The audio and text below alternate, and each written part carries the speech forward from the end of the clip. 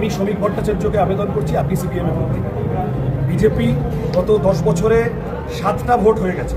18 সালের পঞ্চায়েত, 19-এর লোকসভা, 21-এর বিধানসভা, 22-এর পৌরসভা, 23-এর পঞ্চায়েত, 24-এর লোকসভা, এর সাথে উপনির্বাচন টুর্বাচন যদি তুমি ধরো, তুমি দেখবে গত 10 বছরে 2016 থেকে 2026 7খানা ভোট হয়ে গেছে।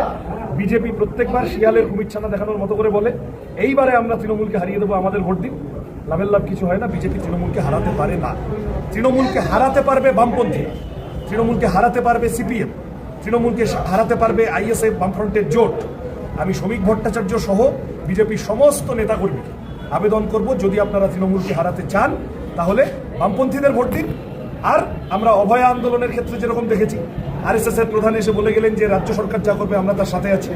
যদি আপনারা ওইভাবেই তৃণমূলকে সেফ প্যাসেজ করে দিতে চান, তৃণমূলের সাথে সেটিং করে নিতে চান, তাহলে সেটা প্রকাশ্যে মানুষের সামনে এসে বলে দিন যে সে আমার ছোট বোন, বড় আদরের ছোট বোন। মানুষকে মিসলিড করবেন।